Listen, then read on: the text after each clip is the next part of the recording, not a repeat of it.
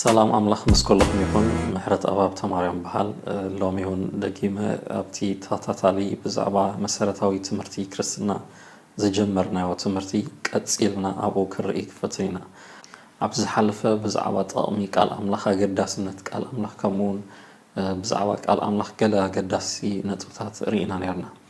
بيوتنا قداسي كم زخانة كاب ملأتي بطرس بفلاي دما بطرس معركة دي واقع كن كهو معركة دي واقع كن كفللو كم زقبقنا كابتي نسوز تلما مدون لمدتات نلعلي نابتي قالو متقمات نابتي قالو مستبهال زتقم سناي كم زخانة كنقرنا كالله اندينا نتي እግዚአብሔር አምላኽ በጽሑፍ በነቢያቱ አቢሉ በመርሂት መንፈስ ቅዱስ አቢሉ ነዘላ አኸልና ያው ዝኾነ ቃል ንዑ ክንጽምት አዝዩ ዝጸንዐ ናይ ትንቢት ቃል ከም ዝኾነ ርኢና ነርና ሎሚ ኣብኡ ወሲኽና ገለ ነጥብታት ክንርኢ ክንፈትኒና ሎሚ ርኢዮ ሓሳብ ትሕዝቶ መጽሓፍ ቅዱስ ክኸውን እዩ መጽሓፍ ቅዱስ ኣብ ኣቀማምጥኡ ንዘሎ ዝተፈላለየ ክፍልታት ክንርኢ ክንፈትኒና ሰናይ መክታት ክኸውን ዕድመኩም ቀድሚኡ ሓጻር ጸሎት ክንጸልይ እግዚአብሔር አምላኽ ነመስግነካ ኣለና ስለዝሃብካና እዚ ክቡር ዕድል ተመስገን ነዚ ዝከታተሉ ዘለዋ ኣሕዋተይ ኩሎም ብስምካ ይባርኽ ኣለኹ ነዚ ዝሰምዕ ዘበለ ኩሉ ድማ በዚ ቃል ክህነፅ ህይወቱ እናወሰኸ ክኸይድ ድማ በረኸትካ ኣብ ልዕሊ ነፍሲ ወከፍ ክኸውን ንጸልይ ኣለና ብጎይታ ብኢየሱስ ክርስቶስ ንጸልይ አሜን እግዚአብሔር ይመስገን ቅድሚ ናብቲ ትሕዝቶ ቃል አምላኽ ዝብል ሓሳብ ቅድሚ ምኻና ኣብ ካልኣይ ጢሞቴዎስ ምዕራፍ 3 ካብ ቁጽሪ 14 ጀሚሩ ክሳብ መወዳእታ 17 ዘሎ ሓሳብ ክንርኢና ቃል አምላኽ ከምዚ ይብለና ንስኻ ግና ካብ እንመን ከም ተማሃርካ ፈሊጥካ ነተን ካብ ቁልዕነትካ ጀሚርካ ብእምነት ብክርስቶስ ኢየሱስን ንምድሓን ከለብማኻ ዝኽእላ ቅዱሳት ጽሑፋት ፈሊጥካ በቲ እተማሃርካዮን እተረዳእካዮን ጽናዕ እቲ ናይ ኣምላኽ ሰብ ንሰናይ ግብሪ ዘበለ ፈጺሙ ተዳልዩ ፍጹም ምእንቲ ክኸውንሲ መንፈስ ኣምላኽ ዝነፈሶ ዘበለ ጽሑፍ ንትምህርቲ ንተግሳጽ ንምቅናዕ ንጽድቂ ዝኸውን ምእዳብ ይጠቅም እዩ ይብለና ኣብዚ ጳውሎስ ነቲ ብመንፈስ ብጎይታ ወዱ ዝኾነ ጢሞቴዎስ ኣገዳሲ ዝኾነ ናይ መወዳእታ መልእኽቲ ክህቦ ከሎ ዝተማሃርካሉ ናይ ህይወት ቃል ናብኡ ጠምት ክብሎ ከሎ ካብ መን ከም ዝተማሃርካ ፍለጥ ክብሎ ከሎ ብዙሓት እናስሓቱ እንደገና ድማ እናስሓቱ ይኸዱ ከም ዘለው ንስኻ ገና ህይወትካ ካብ ከምዚኣቶም ዓይነት ሰባት ከይከውን ንህይወትካ ክትጥንቀቕ ከም ዝግባእካ እንዳበለ ኣገዳሲ መሰረታዊ ዝኾነ ነጥቢ ክህቦ ከሎ ንርኢ እዚ ቅዱሳት ጽሑፍ ኣብቲ ናይ ቃል እምነት ካብ ህፃነቱ ብመንፈስ ይኹን ብስጋ ካብ ህፃነቱ ዝዓበየሉ እዚ ህያው ቃል ክጥምት ከም ዝግባኦ ይነግረና ብክርስቶስ ኢየሱስ ንምድሓን ከለብማኻ ዝኽእላ ቅዱሳት ጽሑፋት ፈሊጥካ ይብሎ ቅዱሳት ጽሑፋት ናይ እግዚአብሔር ህያው ቃል ንምድሓንና ዝተዋሃበ ቃል ከም ዝኾነ ኣብ ዝሓለፈ ርኢና ነርና ቃል አምላኽ ንምድሓን ወዲ ሰብ ዝተዋሃበ ናይ እግዚአብሔር ናይ መድሓን መደብ ዝገልጽ ህያው መጽሓፍ እዩ ስለዚ ንምድሓን ዝኸውን ጥበብ ንምድሓን ዝኸውን መለበሚ ዝኸውን ቃል ኣብ ቃል አምላኽ ተዋሂቡና ኣሎ ስለዚ ነዚ ፍለጦ ተረዳእዮ ኣብኡ ድማ ጽናዕ ክብሎ ከሎ ንርኢ ኣብ ቃል አምላኽ ክንጸንዕ ይዝግባአና ኣብ ቃሉ ክንጥምት ይዝግባአና ጳውሎስ ኣብዚ እንታይ ዓይነት ትምህርቲ ካብ ምን ከም ዝወሰድካ ፍለጥ ይብሎ ብዙሓት ዘስሕቱን ዘስሓቱን ከም ዘለው ይነግሮ ካብ ህይወቶም ተማሃር ወይ ድማ ናብ ገዛእ ህይወቱን ክጥምት ሙሉእ ንሙሉእ ኣይገበሮን እንታይ ከም ዝመሃርኩኻ ዘክር ይብሎ እቲ ዝመሃሮ ትምህርቲ ድማ ከም ቃል አምላኽ ከም ዝኾነ ናብኡ ጠምት ናብቲ ቃሉ ረኣይ እቲ ዝመሃርኩኻ ምስቲ ቃል ምስቲ ህያው ዝኾነ ቃል ይኸይድ እዩ ረኣዮ ናብኡ ናብቲ ፍልጠት ቃሉ እተው ተረዳእዮ ፀቢቑ ኣብ ልብኻ ይወሃድ ተረዳእዮ ኣብኡ ህይወትካ ኣብኡ ይሰረት ኣብቲ ዝተማሃርካዮን ዝተረዳእካዮን ኣብኡ ጽናዕ ክብሎ ከሎ ይነግረሎ ኣብ ልምድታት ጽናዕ ኣይኮነን ዝብሎ ዘሎ ኣብ ዝተፈላለዩ ናይ ሰባት ትምህርቲ ጽናዕ ኣይኮነን ዝብሎ ዘሎ ክጸንዓሉ ዝግብኦ ህያው ዝኾነ ናይ እግዚአብሔር ቃል ብመንፈስ ዝተዋሃበ ብመንፈስ ቅዱስ ምርሒት ዝተጻሓፈ ከለብመና ዝተዋሃበና ቃል ከም ዝኾነ ይገልጽ ቀጺሉ ቁጽሪ 16 ጀሚሩ እቲ ናይ ኣምላኽ ሰብ ንሰናይ ግብሪ ዘበለ ፈጺሙ ተዳልዩ ፍጹም ምእንቲ ክኸውንሲ መንፈስ ኣምላኽ ዝነፈሶ ዘበለ ጽሑፍ ንትምህርቲ ንተግሳጽ ንምቅናዕ ንጽድቂ ዝኸውን ምእዳብ ይጠቅም ይብሎ እቲ ናይ ኣምላኽ ሰብ እቲ ናብ ኣምላኽ ዝጥምት ሰብ እቲ ብመንፈስ ኣምላኽ ዝምራሕ ሰብ ህይወቱ ምስ ቃል ኣምላኽ ከዋህድ ድሉ ዝኾነ ሰብ በዚ መምርሒው እዚ ህይወቱ ድሉ ዝገብሮ ካብ ጥፍኣት ወይ ድማ ንሰናይ ግብሪ ተዳልዩ ደው ክብል ዝገብሮ እዚ ህያው ቃል ከም ዝኾነ ይነግር ኣብ ቃል ኣምላኽ ዝተመልአ ሰብ በዚ ፍልጠት ዝተሃንጸ ሰብ ኩሉ ሻዕ ነቲ ሰናይ ዘበለ ድሉ ይኸውን ካብ ቃል ወፃኢ ዝኸይድ ሰብ ድማ ካብቲ ሰናይ ከም ዝጎደለ ድማ ክፈልጥ ይግብኦ እዩ ስለዚ ፍጹም ምእንቲ ክኸውን ናብ ምልኣት ክኸይድ ናብ ብስለት ክኸይድ እዩ ዝብሎ ናብ ምልኣት ትፍጽምና ኣብዚ ዝዛረቦ ዘሎ ብሱል ምዃን እዩ ዝዛረብ ዘሎ ናብ ሰብኣይ ምዃን እዩ ዝዛረብ ዘሎ ናብዚ ክትዓቢ እንተደሊኻ ብቃሉ ክትምላእ የድልየካ ኣሎ እዚ ዝጠቕመካ ዝጠቅም ቃል እዩ ዘሎ እዚ ቃል እዚ መንፈስ ኣምላኽ ዝነፈሶ እዩ መንፈስ ቅዱስ ህይወት እስትንፋስ ዝሃቦ ቃል እዩ ኣብዚ ቃል እዚ ናይ እግዚአብሔር መንፈስ ህያው ዝኾነ ናይ እግዚአብሔር መንፈስ ከም ዘሎ ኣብዚ ቃል መንፈስ ኣምላኽ ስለ ዘለዎ ናይ መንፈስ ቅዱስ ትምህርቲ ኣለዎ ይግስጸካዩ የቀናዕካዩ ንጽድቂ ዝኸውን ምእዳብ ድማ ክህልወካ ዝጠቅም ይብሎ ቃል ኣምላኽ ዝጠቅም ዝተባሃለ ህያው ቃል እዚ ቃል ጥራይ እዩ ዝጠቅም ጽሑፍ እዚ እዩ ንህይወት ዝጠቅም ንዘለዓለም ዝጠቅም ንጽድቂ ዝኸውን ህይወት ዝጠቅም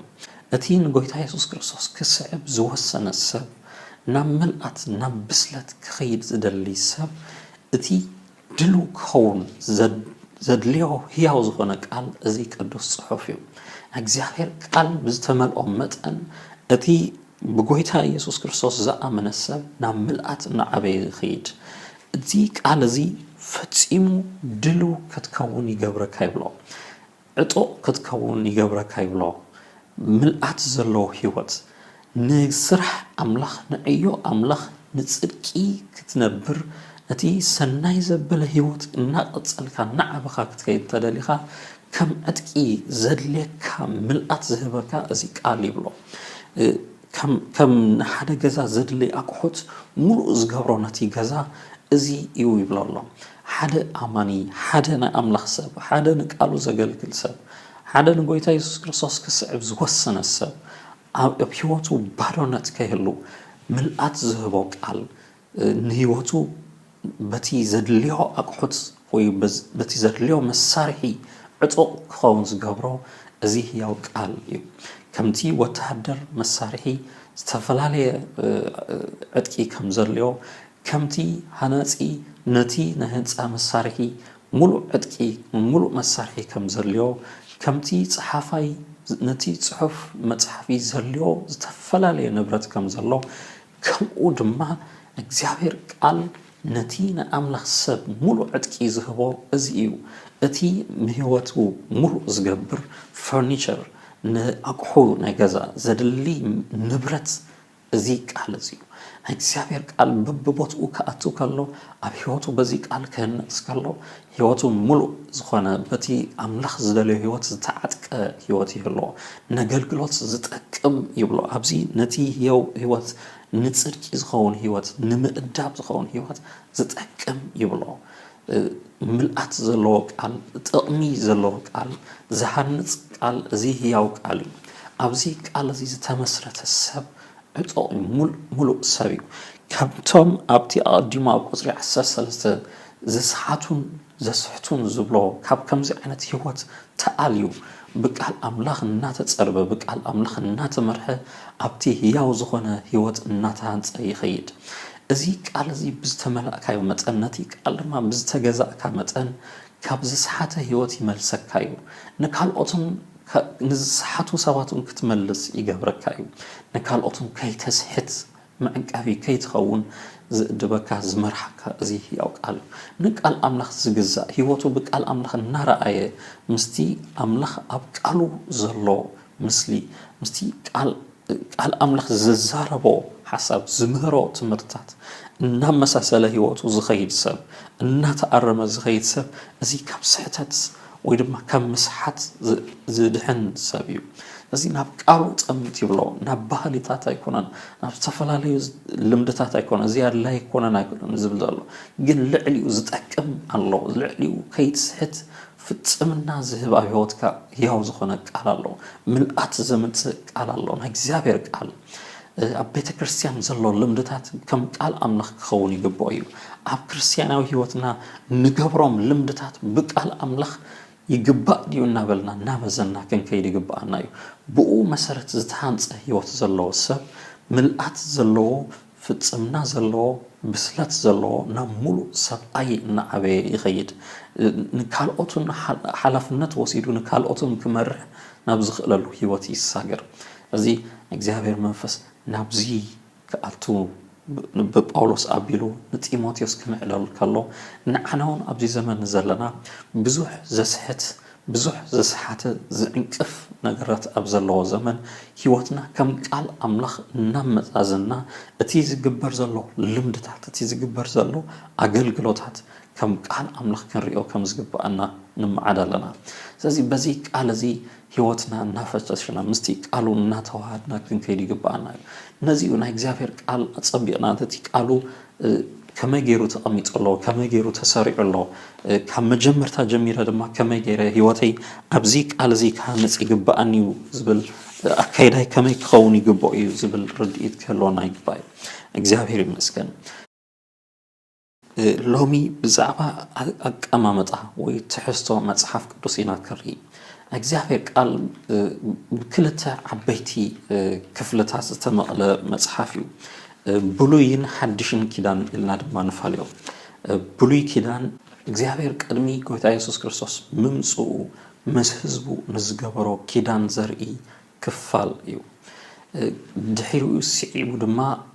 بقويتا بيسوس كريستوس نزمت نتي زبلت نتي بلوي ويدما نتي زحلفة عرقيت زغبرو دماتي حدش زخونا كيدان بقويتا بيسوس كريستوس أمناي مسكال دم زمت هياو زخونا كيدان دما حدش كيدان إلنا نريو كفالا لو ناي بيلو كيدان مصحفتي 39 مصحفتي يحز حدش كيدان مصحفتي دما 20 مصحفتي يحز ازي كله تطرنيفو جن حدا مصحف يو اتي حدا مصحف نبلالو مخنيات بمنفس قدوس تدرسه سلازخونه يو اتي صحافي حدا سلازخونه يو توم صحفتي زتفلاليو يخون امبر اتي دراسي حدا سلازخونه كاب منفس قدوس تقبلنا يو حدا مصحف يو ازي حدا مصحف جن زتفلاليو مصحفتي او وشتو حيزلو اب بلوي كيدان 39 مصحفتي اب حدش كيدان دما 27 مصحفتي دبدابيتات نبلن ملእኽታት نبلن يحز اب نفسه كف مصحف دما بقمامطو بمعرف تفليلو تي نفسه كف معرف دما بقصري تفليلو ازي نمصنعتي دحر زمص اسرارعي نمصنعتنا كحجز حدا سب كنبب كلو سرع زخون انبابا كلو نتي كفلتات نمحاز كتقم وتي حساب ابز قيرلو ناب زقصل معرفنا سغره نمصنعتي زتغبره اسرارعي زي نفسه كف مصحف نناتو معرف نناتو دما قصري توهيبولو بو مسرت يمصنعتنا ناوسخه بسرع مقدي كنا نببو يحجزنا مالتيو من الباش ابتي زقصل تمرتنا كان فقر املاح كما يغيرنا قال املاح كم نصنع كخوني حجيكن بزعباتي تحزخو قال املاح كري كلنا نزيك حجزنا بفلاي ابتي متوي مصحف قدوس كناتو كلنا كري كلنا اقدمو تسرعوا لنا لوتي تحستو ناي بلوي كيدان مصحفتي كمو دما ماكل دما كدنا ناي حدش كيدان مصحفتي تحستو تسارعينا نرخبو ناي بلوي كيدان مصحفتي 39 مصحفتي زحازه እቲ ኣቀማምጡ ድማ ብግቡእ ተሰሪዑልና ንሪኦ እቲ ናይ ኣቀማምጣ መገዲ በብክፋል እዩ ተቐሚጡ በቢ ናይቲ ትሕዝትኡ ዓይነት እዩ ተቐሚጡ እምበር ብዕለት ወይ ድማ በቲ ዝተጻሕፈሉ ግዜ ኣይኮነን ንኣብነት ኣብ ብሉይ ኪዳን እቲ ዝጸንሐ ኣቐዲሙ ካብ ዝተጻሕፈ መጽሓፍቲ ዝበሃል ወይ መጀመርታ ተጻሒፉ ዝበሃል መጽሓፍ ኢዮብ እዩ መጽሓፍ ኢዮብ ኣዝዩ ቅድሚ ዘፍጥረት ምጽሓፉ ሙሴ ዝነበረ ዛንታታት ኣብ ግዜ ኣብርሃም ከባቢ ኣብቲ ዘመን ዝነበሩ ሰባት ህይወት ዘንጸባርቕ ባህርያት ዘለዎ እዩ ግን ኣብ ታሕቲ ኢና ንረኽቦ ምስቲ ናይ ግጥምታት ወይ ድማ ናይ ስነ ጽሑፍ መጽሓፍቲ ተመዲቡ ድማ ንረኽቦ ስለዚ እቲ ኣሰራርዓ ምስቲ ነብሲ ወከፍ ክፋል ዝሕዞ ትሕዝቶ እምበር ናይ ግዜ ኣሰራርዓ ኣይኮነን ተሰሪዑልና ዘሎ ንኣብነት ትንቢት ኢሳያስ ምስቲ ናይ ነቢያት መጽሓፍቲ ቀዳማይ ኮይኑ ኢና ንረኽቦ ኢሳያስ ግን ናይ ኢሳያስ ታሪክ ክንረክብ እንተደሊና ናብ መጽሓፍ ንኣብነት ኣብ መጽሓፍ ዜና መዋዕል ንረኽቦ ወይ ነገስት ኣብ ካልኣይ ነገስቱን ንረኽቦ ነቢይ እዩ ስለዚ እቲ ኣሰራርዓ በብክፍልታት ከም ዝኾነ ክርዳእና ይግብኦ እዩ እቲ ቀዳማይ ክፍሊ ናይ ብሉይ ኪዳን ንብሎ ሙሴ ዝጸሓፈን ናይ ሕጊ መጽሓፍቲ ወይ ድማ ናይ ሙሴ መጽሓፍቲ ተባሂለን ዝፍለጣ 5 መጽሓፍቲ እየን ዘፍጥረት ዘጸአት ዘሌዋውያን ዘሁልቅ ድሕሪኡን ኣብ መወዳእታ ዘዳግም እዚአን 5 መጽሓፍቲ ናይ ሕጊ ወይ ድማ ናይ ሙሴ መጽሓፍቲ ተባሂለን ይፍለጣ ድሕሪኡ ብምቕጻል ድማ ናይ ታሪክ መጽሓፍቲ ንብለን ከባቢ 12 ዝኾና መጽሓፍቲ ኣለዋ እዚን 12 መጽሓፍቲ ካብ ኢያሱ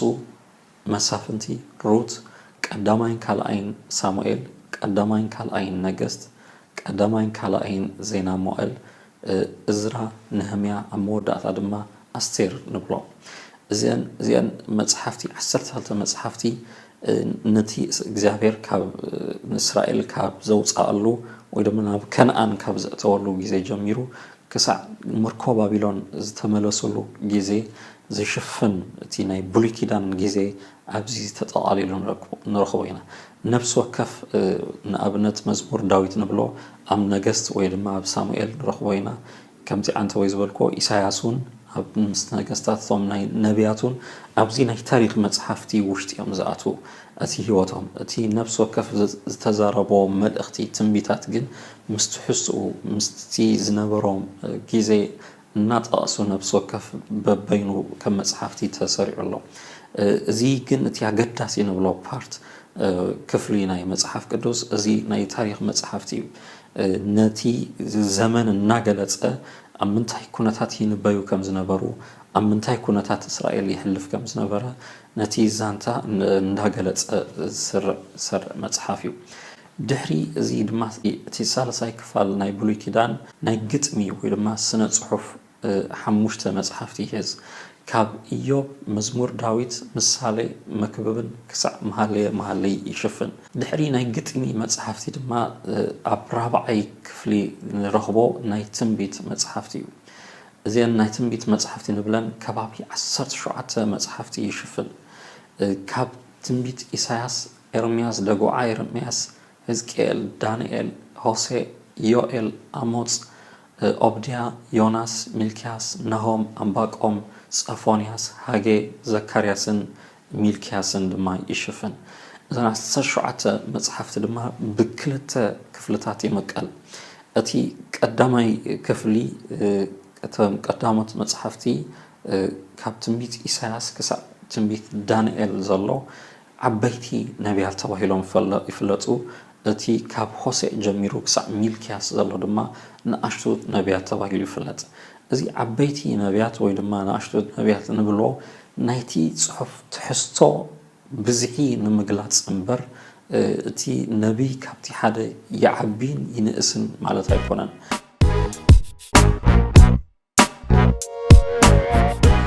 ኣብ መንጎ ብሉይን ኣብ መንጎ ሓድሽ ኪዳንን ከባቢ 400 ዓመት ፍልይ ንረክብ ኢና ኣብ ውሽጢ እዚ 400 ዓመት ሃገራዊ ዝኾነ መልእኽቲ ዘለዎም ነቢያት ኣይነበሩን ምናልባሽ በጊዜኡ ዝተስኡ ከምቲ ቃል ኣምላኽ ብፍላይ ኣብ ወንጌል ሉቃስ ንሪኦ ገለ ናይ ግዝቲ ዘመን ከምቲ ሃና ጓል ፋኑኤል ከም ነቢት ዘላ ዘካርያስ እውን ንብሎ ከም ነቢይ ኮይኑ ንሪኦ ነቲ በቦትኡ ኮይኖም ነቲ ከባቢ ዘገልግሉ ኣገልገልቲ ነይሮም ሃገራዊ ዝኾነ መልእኽቲ ከምኡ ድማ ብትእዛዝ መንፈስ ቅዱስ ብምርሒት መንፈስ ቅዱስ ክጽሕፉ ዝተኣዘዙ ሰባት ኣይነበሩን በቲ 400 ዓመት ውሽጢ ኣብዚ ውሽጢ ዝተፈላለዩ ሰባት ግን መጽሓፍ ኣያቋርጹን ነዚ ጽሑፋት ድማ በበጊዜኡ እናተኣከበ ከተታሒዙ ኣብ ታሪክ ንረኽቦ ኣብ ገሊኡ እምነት ድማ ነዚ በዚ ዘመን ዝተጻሕፈ በዚ ዘመን ዝተኣከበ ጽሑፍ ከም ተወሳኺ መጽሓፍቲ ብምባል ናይ መጽሓፍ ቅዱስ ክፋል ገይሮም ይሕዝዎ ኣብ መንጎ እዚ 400 ናይ ጸጥታ ወይ ድማ ናይ ጸልማት ዘመን ተባሂሉ ዝፍለጥ ግዜ ውሽጢ ዝተፈላለዩ ጽሑፋት ይጽሕፉ ነይሮም ብኣፍ ንዝመጽእ ኣፈ ታሪክ ተባሂሉ ዝምዝገብ ዝነበረ ካብ ወለዶታት ናብ ወለዶ ተጽሒፉ ዘይተጽሓፈ ከም ዛንታታት ዝንገር ዝነበረ ኣኪቦም ዝጽሕፍዎ ከምኡ ድማ ኣብ ማእከል ኣብቲ ኣብ ዘመን ኣብ ማእከል ሓድሽን ብሉይን ኪዳን ዘሎ ግዜ ውሽጢ ንዝነበረ ዛንታ ታሪክ ዝተፈጸመ ዝተፈላለየ ኩነታት ዘዘንቱ ከምኡውን ኣብ ዝተፈላለዩ ናይ ብሉይ ኪዳን ዘመናት ዝነበሩ ታሪክ እናገለጹ ዝተጻሕፉ ዝተፈላለዩ ጽሑፋት ኣለዉ ኣብ እዘን ጽሑፋት ግን ብምርሒት መንፈስ ቅዱስ ከም ዘይኮና ኣብ ትሕዝቶኦን ገለ ሕቶ ዝኣቱ ከምኡ ድማ እቲ ጸሓፊ እውን መን ከም ዝኾነ ዘይፍለጠሉ ዝተፈላለየ ምኽንያት ዝተለዓለ ከም ናይ መጽሓፍ ቅዱስ ክፍልታት ናይ እምነት ኣቦታት ይኹኑ ናይ ኣይሁዳውያን እምነት ይኹን ኣብ ክሳዕ ቀረባውን ኣብ ዝተፈላለየ ናይ እምነት መራሕቲ ብፍላይ ናይ ክርስትና እምነት መራሕቲ ከም መጽሓፍቲ ከም ተራ መጽሓፍቲ እምበር ከም ቅዱሳት መጽሓፍቲ ኣይቀበለዎም ነይሮም ሕጂ ግን ኣብ ዝተፈላለየ እምነት ከም ተወሰኽቲ ተባሂለን ይመጽእ ከም ዘለዋ ዝተፈላለዩ ንሪኦሉ ምኽንያታት ኣሎ ድሕሪ ልዕሊ 400 ዓመታት ፍልሊ ኣብ መንጎ ብሉይን ሓድሽን ኪዳን እቲ ድምፂ ናይ ዮሐንስ ነቢይ ዮሐንስ ወይ መጥምቕ ዮሐንስ ንብሎ ክትስእ ከሎ ንርኢ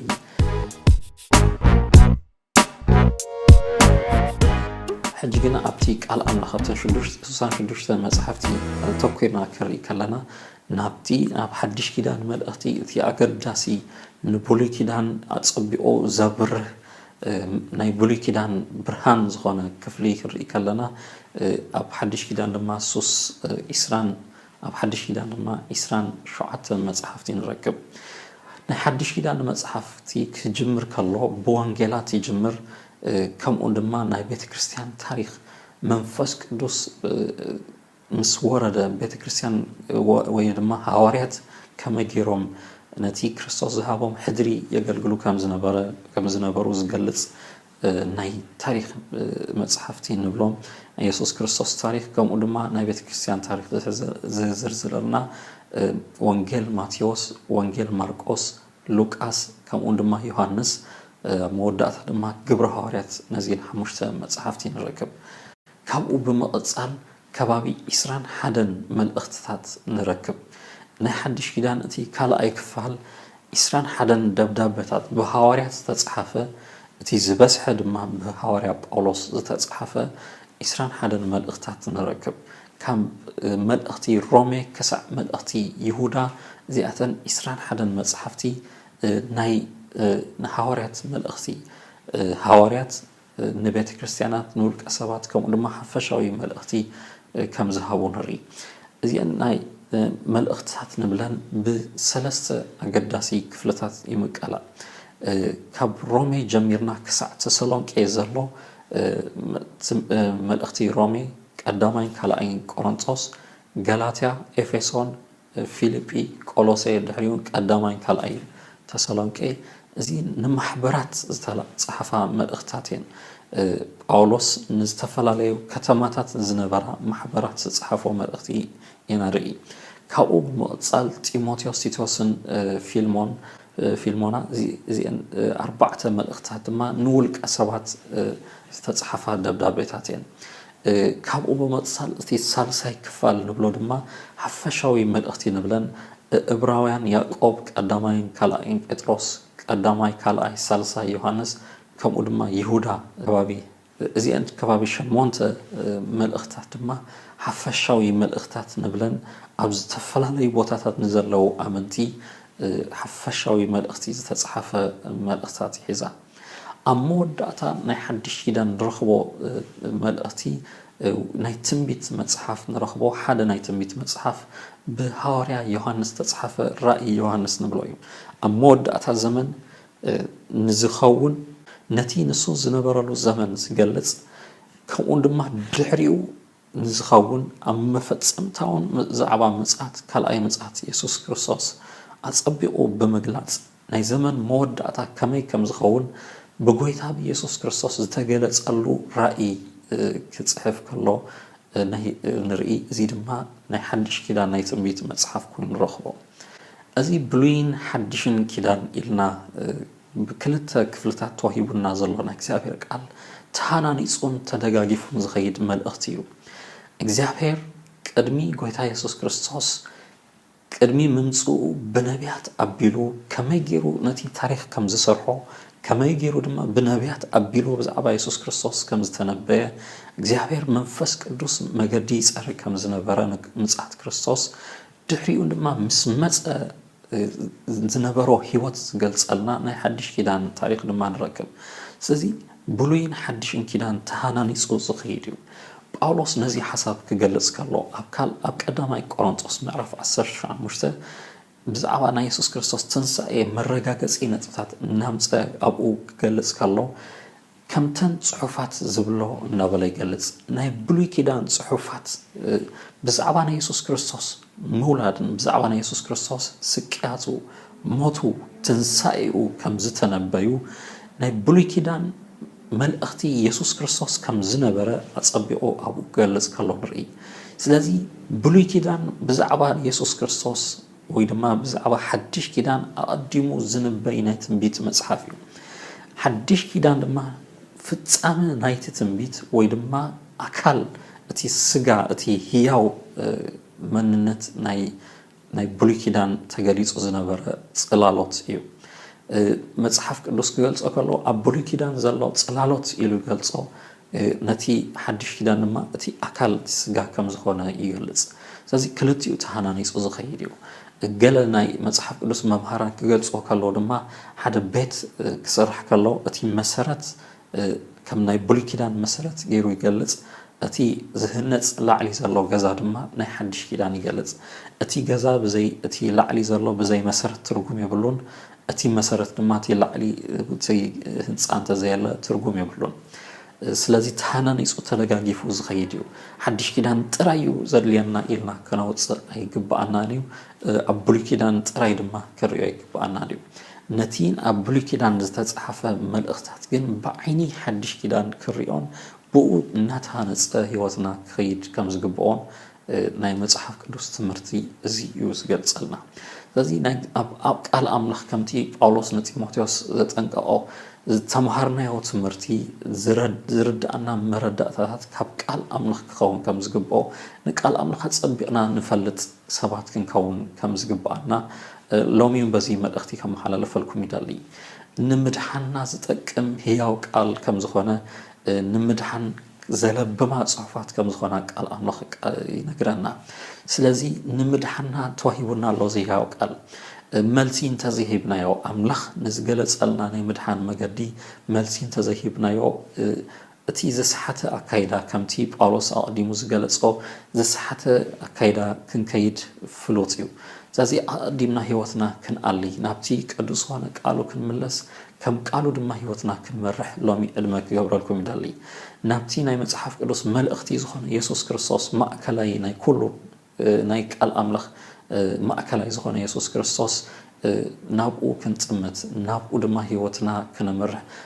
ብኡ ድማ ህይወትና ክምራሕ ክዕድመኩም ይደሊ إزي وساني زي وسانكم نقولتا يسوع كريستوس كم نقلي مدحنيكم غيركم هيوتكم زيهابكم وصبات أبلبكم كم زلوا رجس أنياتات زيكمكم دحري موت نزلكم هيوت لما وحسنت زي حسكم صبات بزا حس أرز الله زي أملخ زلكم حبرت ناب حدنا تمسكو ناب لبكم كتقدمو عدل كبكم دالي دحري زي حد سير صلوات كتصليو دما قدمكم قويتا يسوس يمسجنك كالله أم مسكال من انتهي سلزموتك حتى أتي سلزوسد كالله يمسجن الله لومي حتى أتي تأمينه نبخاي متس هيوتي لما نأخايهب قويتاين أملخين إلي أمن بقويتا بيسوس كريستوس آمين أزي حد سير صلوات بأمنة انت تصلي خايو ولود أملخ كم زخون كهرجس أن يخون نجزاف منفس دم أبلبخا كم زأتور رجس أن يخون كتبتها يزخون هيوت لما لو تيد ما أبيوت كأكثر يتجمريها تفعل عليه حتى رئيته انتلو بز عبازي مال اختصاتون زدلي حسابات كتوني بتي تواهي بلو زلو أدراشا كتصحفوا لك تصبعي بويتا باركم